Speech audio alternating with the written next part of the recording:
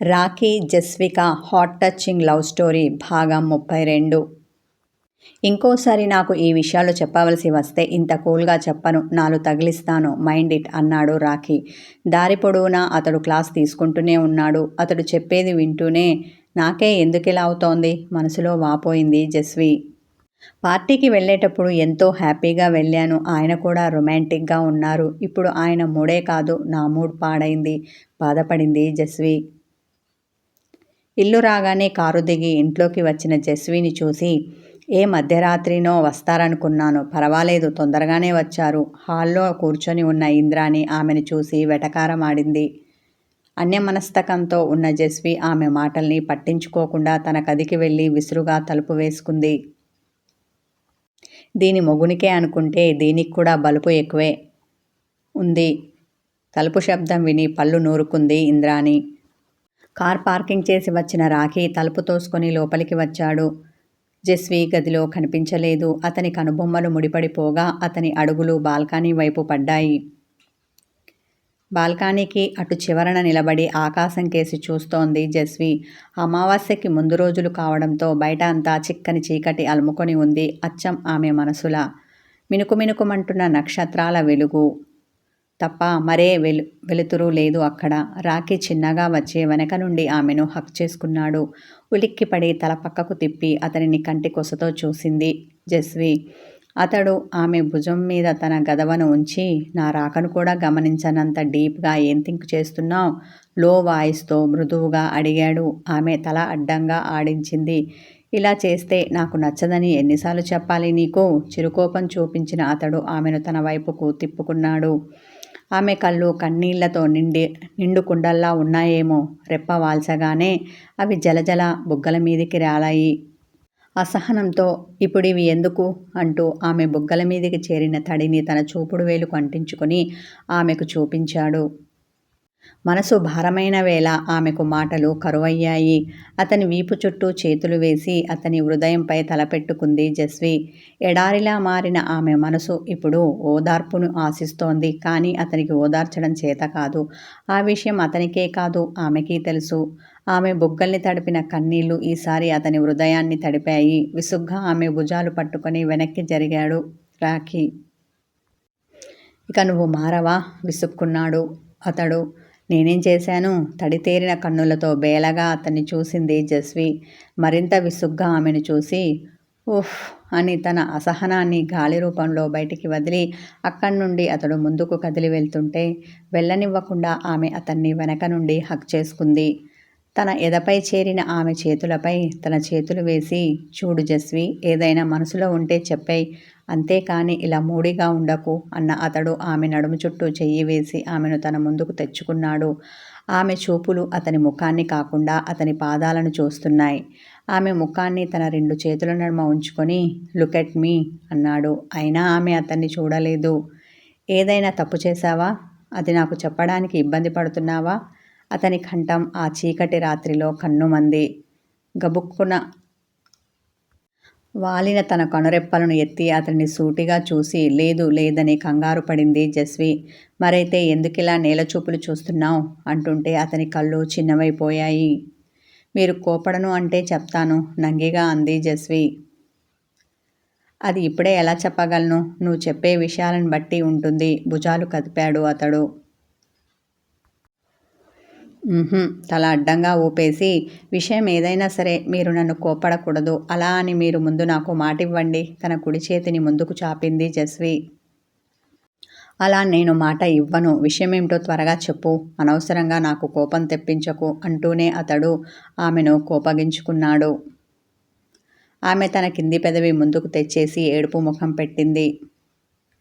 త్వరగా చెప్తావా? 2 తగిలించమంటావా? అతడు చెయ్యి పైకి ఎత్తాడు. ఆమె అతన్ని నుండి 2 అడుగులు దూరంగా వెళ్ళింది. అతడు ఆమె చెయ్యి పట్టి మళ్ళీ దగ్గరికి తెచ్చుకున్నాడు. అక్కడే ఉన్న ఊయలలో తను కూర్చొని ఆమెను తన ఒడిలో కూర్చోబెట్టుకున్నాడు. చల్లగాలికి ముఖంపై పరుచుకున్న వెంట్రుకలను ఆమె పదే పదే వెనక్కి నెట్టుకుంటుంటే ఆమె చేతిని తప్పించి అతడు ఆమె వెంట్రుకలను జాగ్రత్తగా ఆమె చెవి వెనకాల పెట్టాడు. ఆమె తన ఒడిలో నుండి జారిపోకుండా పదిలంగా పట్టుకున్న అతడు చెప్పు అన్నాడు. అతడు ఆమె చెప్పేది వినడానికి సిద్ధమయ్యాడు. ఇప్పుడు చెప్పకపోతే నిజంగానే దెబ్బలు పడతాయి అనుకున్న జస్వి, నాకు అన్నోన్ నెంబర్ నుండి మెసేజెస్ వస్తున్నాయి, నాకు చాలా భయంగా ఉంది అంటూ అతన్ని బెరుగ్గా చూసింది. ఎప్పటి నుండి అంటుంటే రాఖీ వాయిస్లో బేస్ పెరిగింది. నిన్నటి నుండి అన్న ఆమె తన సెల్ ఫోన్ ఓపెన్ చేసి మెసేజెస్ అతనికి చూపించింది.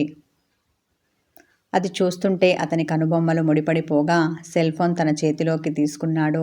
కోపంతో అతని ముఖం ఎర్రబడగా దాని మీద అతని చేతి పిడికిలి బిగిసింది. గంభీరంగా మారిపోయిన రాఖీ ముఖాన్ని చూడగానే జస్వి వెన్నులో వణుకు మొదలైంది. తనకి చెప్పి తప్పు చేశానా అన్న ఫీల్ వచ్చింది ఆమెకి. అక్కడి నుండి మెల్లిగా జారుకోవాలని చూస్తుంటే, జస్వి ఇలారా బేస్ వాయిస్తో ఆమెను పిలిచాడు రాఖీ.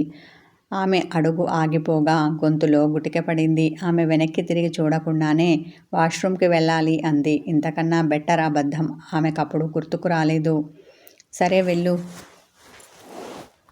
అతడు అనగానే ఆమె గబగబా గదిలోపలికి వెళ్తుంటే జస్వి 1 మినిట్ వెనక నుండి అన్నాడు రాఖీ. ఈసారి ఆమె వెనక్కి తిరిగి అతన్ని చూడక తప్పలేదు. పెద్దవైన ఆమె కళ్ళు అతని బెరుగ్గా చూస్తుంటే ఆమె కనురెప్పలు భయం చేత అదే పనిగా కొట్టుకున్నాయి. అతని చూపులు మాత్రం నిశ్చలంగా ఉండి ఆమెనే చూస్తూ ఉన్నాయి. నువ్వు ఫ్రెష్ అప్ అయ్యాక డ్రెస్ మార్చుకోకు, అలాగే ఉండనివ్వు, ఇంకా భోజనం గదికి తీసుకొనిరా, ఆకలిగా ఉంది అన్నాడు అతడు. తల ఆడించి వెళ్ళింది జస్వి. ఆమె వెళ్ళాక మెదడుకు పదును పెట్టి ఆ మెసేజ్ ఎవరు పంపారా అని తీక్షణంగా ఆలోచించాడు రాఖీ. అలా థింక్ చేయగా రాఖీకి ఒక రూపం అతని మస్తిష్కంలో మెదలగా అతని మీద డౌట్ వచ్చింది. ఆ డౌట్ని కన్ఫర్మ్ చేసుకోవాలి అనుకున్నాడు అతడు. తన సీక్రెట్ పిఏకి కాల్ కలిపాడు. తనకిలా రహస్యంగా పనులు చేసి పెట్టడానికి ఒక మనిషిని ఏర్పాటు చేసుకున్నాడు రాఖీ. ఆ విషయం అతనికి తప్ప మరెవరికీ తెలియదు. చివరికి రాఖీ బెస్ట్ ఫ్రెండ్ అయిన దేవ్కి కూడా. రాఖీ కాల్ కలిశాక నిమిషం ఆలస్యంగా కాల్ లిఫ్ట్ చేసిన అతడు సారీ సార్ అన్నాడు. కోపంతో ఇంకోసారి ఇది రిపీట్ కాకుండా చూసుకో బేస్ వాయిస్తో అన్న రాఖీ అతడు తన కోసం ఏం పని చేయాలో అది చెప్పాడు. ఓకే సార్, నాకు 2 days టైం ఇవ్వండి వినయంగా అన్నాడు అతడు. కుదరదు, 1 day తీసుకో, కానీ నాకు ఎవిడెన్స్తో పాటు పూర్తి ఇన్ఫర్మేషన్ కావాలి, ఓకేనా అన్నాడు రాఖీ. ఆ నిశ్శబ్ద నిశిదిలో రాఖీ గంభీర కంఠస్వరం మరింత గంభీరంగా వినిపించింది అతనికి. అలాగే సార్, మీతో మాట అనిపించుకోకుండా పని పూర్తి చేసుకొని మీకు కాల్ చేస్తాను అతడు అనగానే కాల్ కట్ చేశాడు రాఖీ. కూర్చొని ఉన్నవాడు కాస్త లేచి బాల్కనీలో అటూ ఇటూ తిరుగుతూ ఆలోచనలో పడ్డాడు. నా దృష్టికోణం సరిగ్గానే ఉందా, నేను కరెక్ట్గానే ఆలోచిస్తున్నానా, అతడే అయి ఉంటాడా, ఇలా సాగుతున్నాయి రాఖీ యోచనలు. అవి అలా ఎంతసేపు సాగేవో కానీ ఏమండి వస్తున్నారా అతని ఎదుటికి రాలేక గదిలో నుండే గట్టిగా పిలిచింది జస్వి. బరువెక్కిన తన తలని విదిలించి అన్న అతడు గదిలోకి వచ్చాడు. అతడు వచ్చేసరికి ఆమె అక్కడ భోజనానికి అన్నీ సిద్ధం చేసింది. డ్రెస్ మార్చుకొని ఫ్రెష్ అప్ అయి వచ్చి భోజనానికి కూర్చున్నాడు రాఖీ. అతనికి భోజనం వడ్డించి తను వడ్డించుకుంది జస్వి. అతడు మౌనంగా భోజనం చేస్తుంటే అతన్ని ఓరకంట చూసింది ఆమె. ఆ మెసేజ్ చదివాక రాఖీ తన గురించి ఏమనుకుంటున్నాడో, ఇక మీదట తనని ఎంత చీప్గా చూస్తాడో అన్న బెరుకు, అతని రియాక్షన్ ఎలా ఉంటుందోనన్న భయం ఆమెను స్థిమితంగా ఉండనీయడం లేదు. పదే పదే కంటికొసతో అతన్ని చూస్తూ మెల్లగా తింటోంది జస్వి. ఏదైనా వడ్డించమంటారా అని అతన్ని అడగడానికి కూడా ఆమెకు ధైర్యం చాలడం లేదు.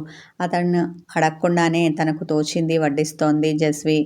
ఆలోచనల సుడిగుండంలో చిక్కుకున్న అతడు భోజనం మీద శ్రద్ధ చూపించలేదు. ఆకలిగా ఉండడంతో కేవలం క్షుద్బాధ తీర్చుకోవడం కోసం ఆమె పెట్టిందేదో తింటూ ఉన్నాడు. నిజానికి అతడు ఆమె గురించి కానీ ఆమె మెసేజ్ గురించి కానీ ఆలోచించడం లేదు. ఎప్పుడైతే సీక్రెట్ పిఏకి తను డౌట్ పడ్డా అతడు ఎవరో కనుక్కోమని చెప్పాడో అప్పుడే ఆ విషయం వదిలేశాడు. ఇప్పుడు అతని ఆలోచనలు మరో సమస్య చుట్టూ తిరుగుతున్నాయి. ఆ విషయం తెలియని జస్వి అత్యంత గంభీర వదనంతో ఉన్న రాఖీని చూసి భయపడుతోంది. బిక్కుబిక్కుమంటూ మెల్లగా తింటుంది.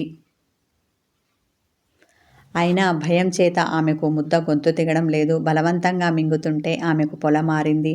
ఆమె విపరీతంగా దగ్గుతుంటే రాఖీ ఆలోచనల దారం తెగింది. అతడు ఆమెను చురుగ్గా చూశాడు. అలా దగ్గకపోతే మంచినీళ్ళు తాగొచ్చు కదా. ఆమెను చూసి విసుక్కున్న అతడు మంచినీళ్ళ గ్లాస్ ఆమెకు అందించాడు. ఆమె తీసుకొని గటగటా తాగింది. దాంతో దగ్గు తగ్గి ఆమె కాస్త స్థిమితపడింది. తినేటప్పుడు ఏంటి ఆ పరధ్యాన్నం, చూసుకొని తినలేవు? ఆమెని కోపగించుకున్నాడు రాఖీ. నేనా? నోరు తెరిచిన ఆమె అతడు ముద్ద పెట్టగానే మరింత షాక్ అయింది. అలా చూస్తే ఏమొస్తుంది, తింటే కడుపు నిండుతుంది అన్న అతడు తన భోజనం ముగించాడు. మూతి 3 వంకర్లు తిప్పుకున్న జస్వి, పరధ్యానంగా ఉన్నది మీరు, ఆకలి ఉండి కూడా సరిగ్గా భోంచెయ్యంది మీరు, పైగా నన్నంటున్నారు. నోట్లో గొణికింది ఆమె. అలా సనుక్కోవడం అతనికి నచ్చదు. కానీ ఈసారి ఆమె అన్నది విననట్టున్నాడు. అందుకే ఆమెకు కౌంటర్ పడలేదు. అతడు తన ఆఫీస్ గది వైపు వెళ్తుంటే అలా వెళ్తున్న అతనితో డ్రెస్ మార్చుకోనా అంది ఆమె. ఉండనివ్వు, బాగుంది కదా అంటూ వెళ్ళాడు రాఖీ. నీకేంటి సామీ, నీకు బాగానే ఉంటుంది. దీన్ని మోస్తున్న నాకు కదా దీని మోత ఏంటో తెలిసేది. తన లాంగ్ ఫ్రాక్ వైపు చూసుకోగానే నీరసం ముంచుకొచ్చింది ఆమెకు. తన అసహాయతకు తనని తాను తిట్టుకొని భారంగా ఓ నిట్టూర్పు విడిచింది జస్వి. తిన్న గిన్నెలన్నీ తీసుకెళ్లి వంటింట్లో పెట్టేసి వచ్చింది. రాఖీ ఆఫీస్ గదికి వెళ్ళాడు అంటే అంత తొందరగా రాడు. ఆ విషయం తెలిసిన జస్వి ఆవలింతలు వస్తుంటే ఆ డ్రెస్తో కింద పడుకోలేక మంచం మీద పడుకొని నిద్రపోయింది. అలా నిద్రపోయిన ఆమెకి టైం ఎంతైందో తెలియదు. ఏదో తన మీద పాకుతున్నట్టు అనిపిస్తే దడుచుకొని గట్టిగా అరిచింది. భయం చేత తన పెద్ద కళ్ళు మరింత పెద్దగా తెరుచుకోగా లేచి కూర్చోవాలని చూసింది. కానీ ఆమె వల్ల కాలేదు. బలమైన బాహువుల మధ్య ఆమె బందీ అయినట్టు అనిపించింది. ఊపిరి అందనట్టు అనిపించి శ్వాస భారంగా తీసి వదులుతూ తన పైన ఉన్న వారిని పక్కకు నెట్టాలని చూసింది. ఆమెతో కాలేదు. ఆ స్పర్శ ఎవరిదో ఆమెకు తెలుస్తుంటే ఆమె గుండెదడ తగ్గింది. ఎప్పుడు వచ్చి పడుకున్నాడో ఆమె పక్కన రాఖీ. నిద్దట్లో ఆమెను హగ్ చేసుకున్నాడో లేక కావాలని తన కౌగిలిలో ఆమెను పొదుముకున్నాడో తెలియదు. కానీ అతడు తన బరువు అంతా ఆమె మీద వేశాడు. అసలే సుకుమారి అయిన ఆమె అతని భారాన్ని మోయలేక అవస్థపడింది. ఆమె కదలికలకి అతనికి మెలకువ వచ్చింది. ఎందుకలా గింజుకుంటావ్, గమ్మున పడుకోలేవా అన్నాడు అతడు. ఏనుగంత బరువు నా మీద వేస్తే ఎలా పడుకునేది? అసలే నేను ఎలుకంత ఉన్నాను నంగిగా అని బుంగమూతి పెట్టింది జస్వి. అతడు మరింతగా తన కౌగిలిలోకి ఆమెకు తీసుకొని, అయితే ఇప్పుడేమంటావ్ నిద్ర గొంతుతో అన్నాడు. తమరు కాస్త నా మీద ఉన్న మీ కాలు చెయ్యి తీస్తే నే వెళ్ళి కింద పడుకుంటాను. తన హృదయంపై ఉన్న అతని చేతి బరువును మోయలేక భారంగా శ్వాస తీసి వదులుతూ అతి కష్టం మీద ఈ మాటలు అన్నది. అన్న అతడు తన ముఖాన్ని ఆమె మెడవంపులో ఉంచాడు. అతని పెదాల స్పర్శకి ఆమె ఒళ్ళు జల్లుమంది. కథ కొనసాగుతుంది. హాయ్ వ్యూవర్స్, ఈ romantic heart touching love story నచ్చితే లైక్ చేయండి, కామెంట్ చేయండి.